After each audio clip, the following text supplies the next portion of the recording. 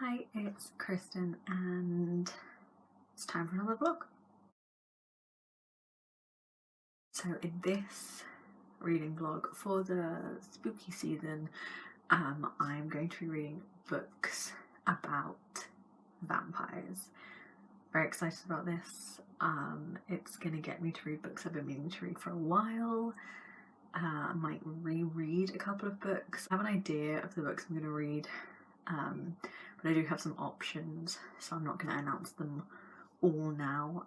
You will just see what I choose to read as we go along. But the first book I'm going to read is The Southern Book Club's Guide to Slaying Vampires by Grady Hendrix. I've read a couple of Grady Hendrix books before and enjoyed them well enough. I've read Horrorstör and My Best Friend's Exorcism. I gave them both, I think, 3 stars, but this one, the plot sounds really intriguing, so even if it's not like a new favourite, I should enjoy it at least somewhat. So this one is about a woman who has like a very sort of secluded life. She's got her husband, her kids, but not a lot going on. And then I believe like an enigmatic stranger moves to town, and she starts suspecting that there might be something up with him.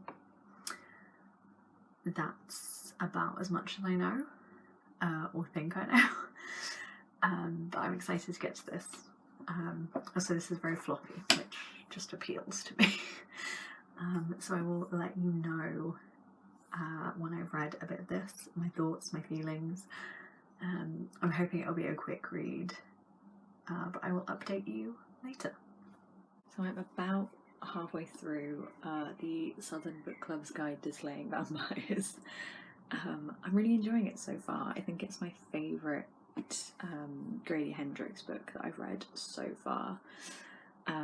We're getting into the thick of it now. Patricia, who's the main character that we're following, has like fully got her suspicions or her theories about James, who is the neighbour who's like new to town and has like some odd things going on with him. She's suspicious now. She's told her suspicions to a few people, and I feel like the story's really getting going now.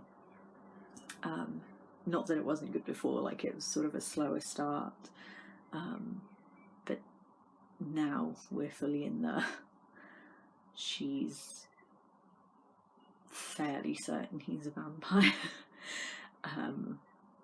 side of things, which is intriguing. She's sort of got some people on board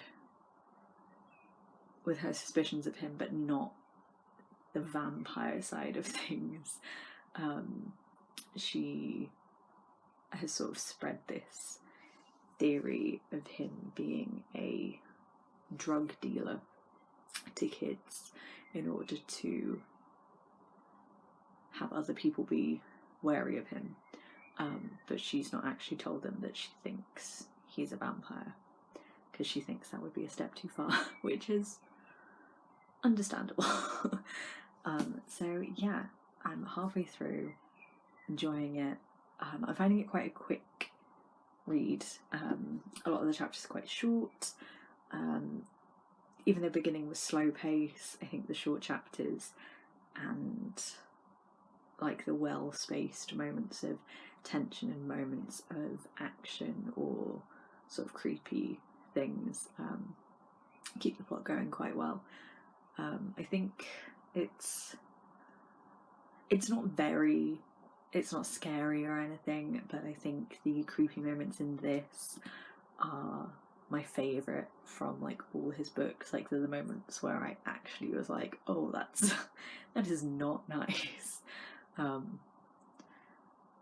So yeah, I will let you know once I'm a bit further or when I finish, maybe. Apologies for any background noise, I'm at work. But I just wanted to come on and say I finished reading the Southern Book Club's Guide to Slaying Vampires.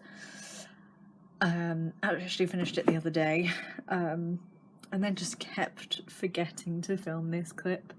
So I brought the book into work with me so I'd remember to film during my break. So yes, finished it. Enjoyed it. It's definitely my favourite Grady Hendrix story. There were some genuinely creepy, tense moments. Yeah, I gave it, I think, like 4 stars. It wasn't perfect, but it had like a decent pace. It was a little bit repetitive, I found, in points where I think things could have, something that took like several chapters to happen, I think could have been condensed a little bit, but each chapter was quite short, so it didn't feel like it dragged too much. I do want to give trigger warning because I did not know that this was in the book. From like all the bits and pieces I've heard of the story, there is a rape, sexual assault in the book, not on page, but you do see the character that it happens to, like, in the immediate aftermath, and they describe what happened to them. And so you see like the aftermath and the repercussions and stuff. And I did not know that that was an element to the book. So if that is really going to put you off, just a warning that that is part of it. There's also like violence and just general horror-esque things in the book. Death of children, mentions of suicide. Yes, so warning for those things. But otherwise I thought it was pretty good. I think the like vampire element was different to any vampire fiction I've read so far. It wasn't like wildly new or innovative, but I've not read a ton of vampire fiction, so it was at least like a little bit different. I thought it was interesting. If you're not that into horror, or you're getting into horror, I guess I think this would be quite a good one to start with, because yeah, it was fast-paced, had some classic tropes, but also wasn't that scary. Yeah, those are my thoughts. I will let you know when I start the next book, whatever that may be. It is time for vampire book number 2, which is going to be a reread for me. This is a book that I've read a couple of times, 2 or 3 times, but not for several years. And that is Never Bite a Boy on the First Date by Tamara Summers. This one is one that when I was like getting back into reading and I was first reading young adult, my mum bought it for me because she thought it sounded funny, and I remember really enjoying it, obviously enough that I reread it a couple of times, and my sister really enjoyed it when she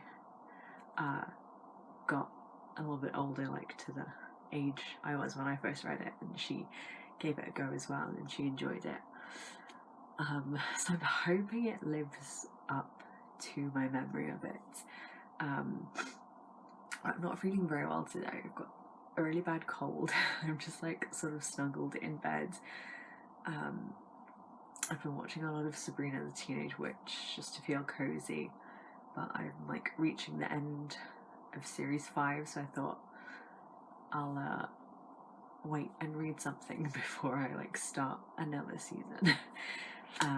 Anyway, I've just picked this book up to read and read the first sentence and immediately was like, yes, I feel like I'm going to enjoy this. I remember it being kind of like cheesy but humorous teen fun. So the premise of this, there is a teenage girl who's a vampire, and there's a vampire attack at her school, and she needs to work out who it was. The opening line of the book is, "There's a murderer in my school, and this time it isn't me, so I'm kind of ticked off," which just amused me.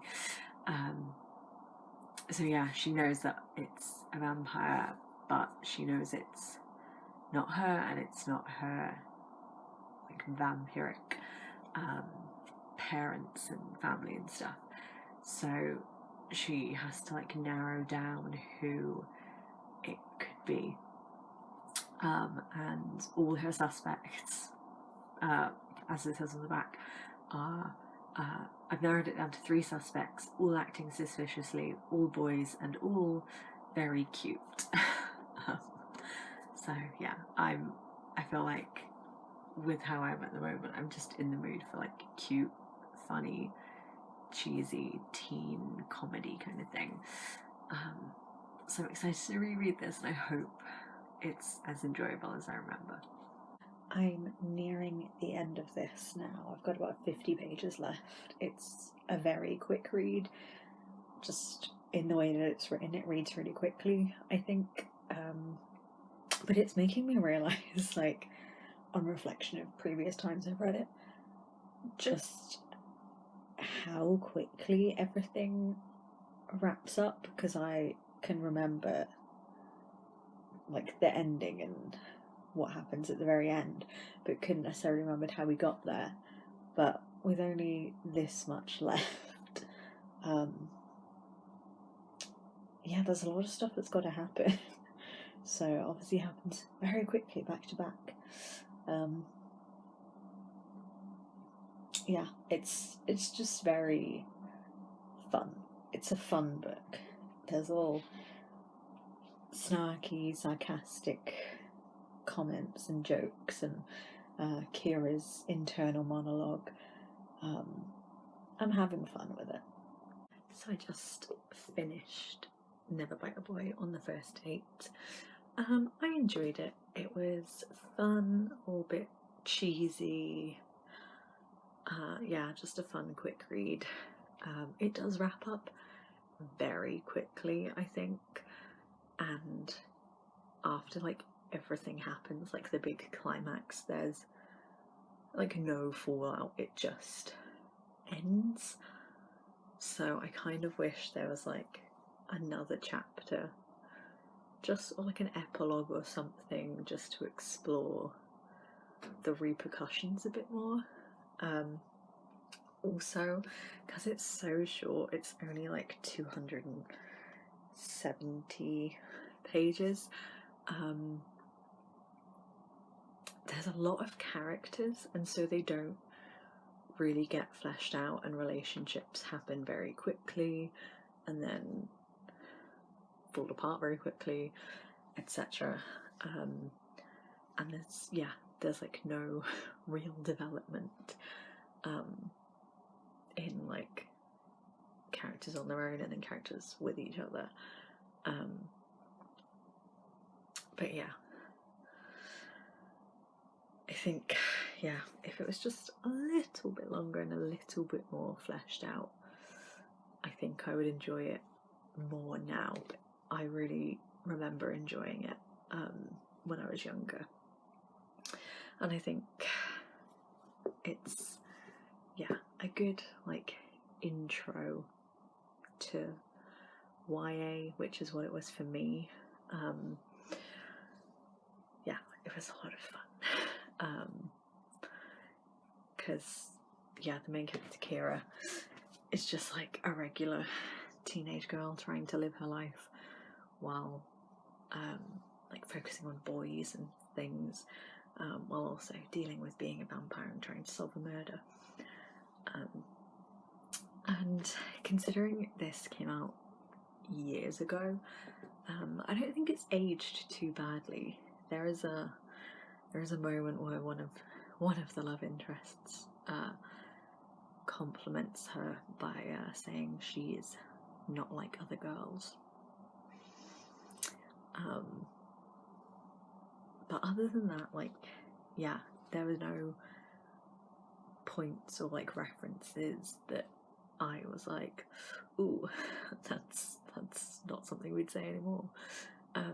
Nothing like that really jumped out at me. So yeah, I enjoyed this reread. Is it one that I would like recommend to everyone generally?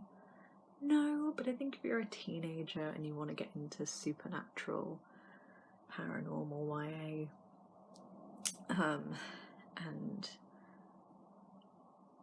you want something that's fairly surface level with that kind of stuff and still partially feels like a contemporary YA, that's just mixed slightly with paranormal thriller stuff, then it's quite a good fun one.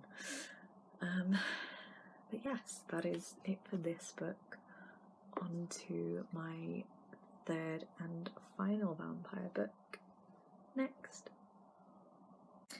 We are on to the last book for this reading vlog, which is another reread for me, and that is The Coldest Girl in Cold Town by Holly Black.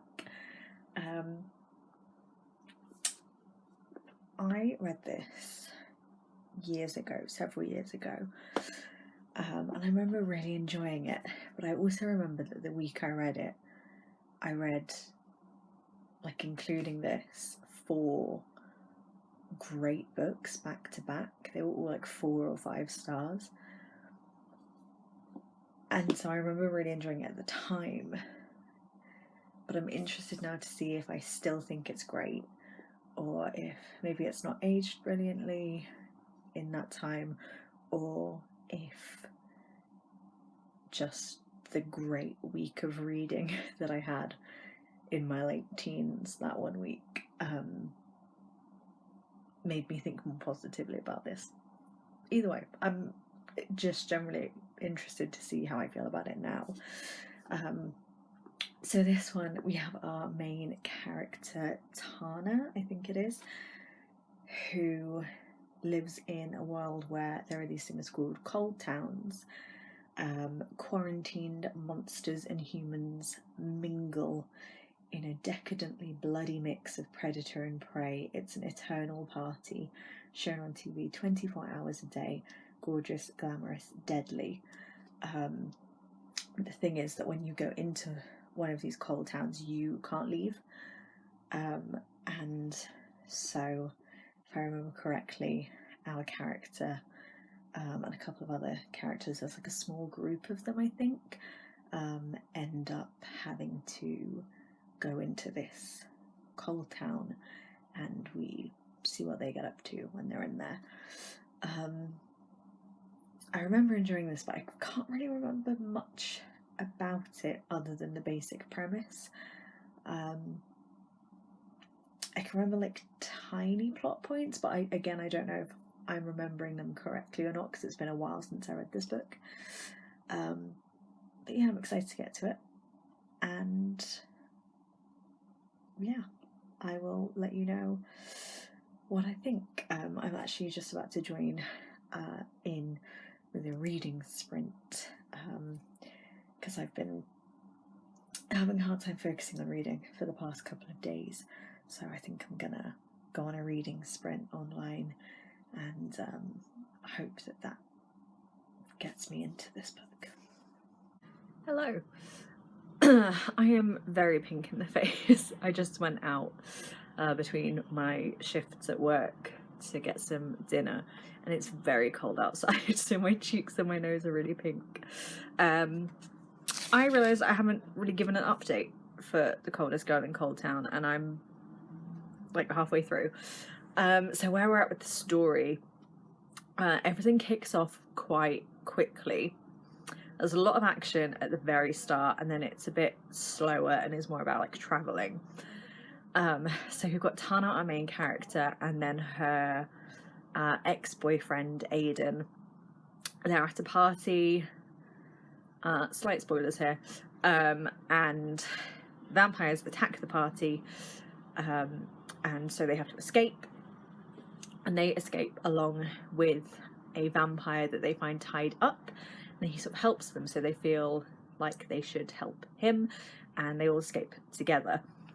But Aiden has been bitten by a vampire, which means he's now infected, and he is what they called cold, which means either you then stay off blood and you resist the urge to turn into a vampire for like 88 days or something, a long time, or you drink human blood and you die and you become a vampire. So Tana is thinking, like, we'll hole up somewhere, we'll make it through that time, and won't go cold, or won't turn into a vampire, and we'll stave off being cold and we'll go back to normal. However, Aiden is more interested in the idea of becoming a vampire. So where I'm at with the story, they've just got to Cold Town, which is where vampires and humans are supposed to go. Humans who are cold and infected are supposed to go before they turn, for the safety of like everyone else, because when you're cold, you really crave blood to the point of harming others. So vampires are supposed to live in Cold Town, and if you're cold, you're supposed to live in Cold Town. And if you don't and you get found out, then you're in big trouble. So then they end up going to their nearest Cold Town. I really like Holly Black's atmospheric writing. I really get the feel for Cold Town. And I like Tana as a main character a lot. I think she makes some difficult decisions and wrestles with her conscience and her like conflicting feelings a lot, in a way that I quite like. And we've come across some interesting characters along the way, but it's all starting to kick off in Cold Town now, with the group of people she met there and sort of spent the last leg of the journey with. There's a lot of stuff going down. Don't want to spoil too much, but it's left Tana in a very dangerous position, and yeah, I feel like for the most part I've read all the bits that I could remember of this book, so the rest is sort of fresh to me now, which I'm excited by. Yeah, that I can't really remember what happened, so it's new to me again, which is nice. But yeah, I'm at work today, gonna have some dinner. If I have a chance, I will read some more of this tonight, but I don't know that I necessarily will. And then I'm going to spend all day tomorrow hopefully finishing this. I did just go and get my dinner, but while I got my dinner, I also picked up some Fizzy Fangs, just because I thought that was funny. I like a fizzy gummy treat anyway, and I saw those and I thought that's perfect for this vlog. So yeah, tomorrow I'm thinking I'm going to sit down, maybe cozy up either on my bed or on the sofa, just read the rest of my book and eat my Fizzy Fangs. I will update you probably tomorrow.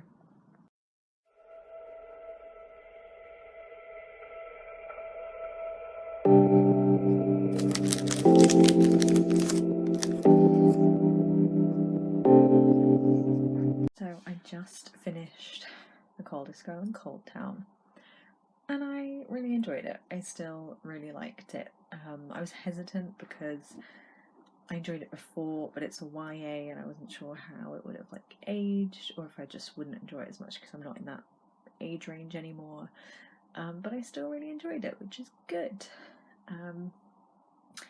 Yeah, although there is a part of me that kind of wishes that the characters were a little bit older, like just a tiny bit. Like our main character Tana and her ex-boyfriend Aiden are both 17, and I just think maybe if they were like 18, 19 instead, because the romantic relationships feel quite grown up. So I kind of wish it was just that little bit older at least. But it's very atmospheric. I like it. I like it a lot. I liked the way it was written. There were some really nice, nicely written lines in there. And I think the relationship between Tana and Gavriel is really interesting and complex and kind of fucked up, but I like it. Yeah, I think I'll do like a full wrap up of my feelings on all the books tomorrow. My neighbours are on and off doing work in their garden, so occasionally I can hear like sawing and drilling and stuff, so I don't want to film clips when there's noise. But yeah, enjoyed it. It was fun, and now I'm gonna finish my bag of fizzy facts, and I'll update you in the next clip. So this vampiric vlog has come to an end. I started off by reading the Southern Book Club's Guide to Slaying Vampires by Grady Hendrix, which I really enjoyed. I then returned that to my sister and read Never Bite a Boy on the First Date by Tamara Summers, and followed that up with The Coldest Girl in Cold Town by Holly Black. I had a great time. I enjoyed all these books. The Grady Hendrix books was a first time read for me, and these two were both rereads of like teenage favourites. So the Southern Book Club's Guide to Slaying Vampires, I enjoyed the most out of all of Grady Hendrix books that I've read. I would recommend it if you like adult horror but don't want anything too scary. It was very atmospheric and creepy, but I wouldn't say necessarily scary. So that was a good one. Then I would say Never Bite a Boy on the First Date if you want a funny YA that doesn't take itself too seriously, and if you like sort of sarcastic, sassy main characters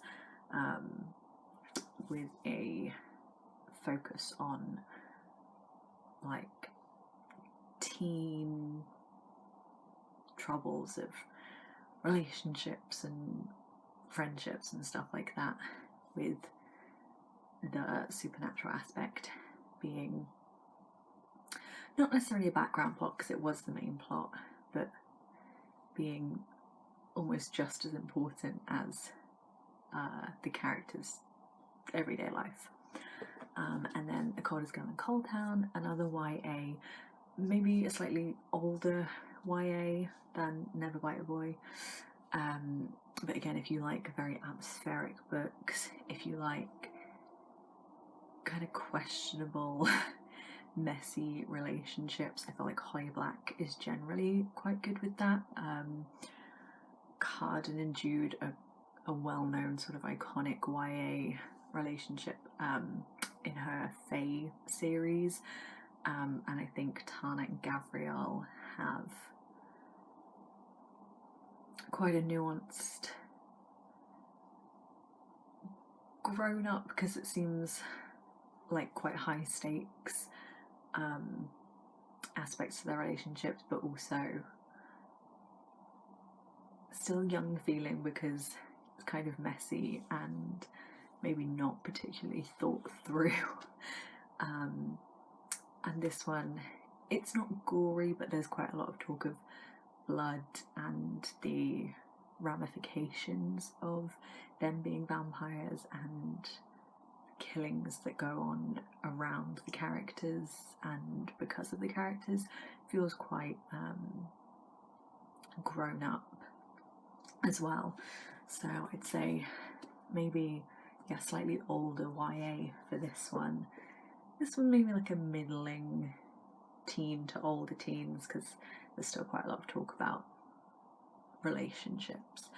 And then, yeah, Southern Book Club, just straight up adult.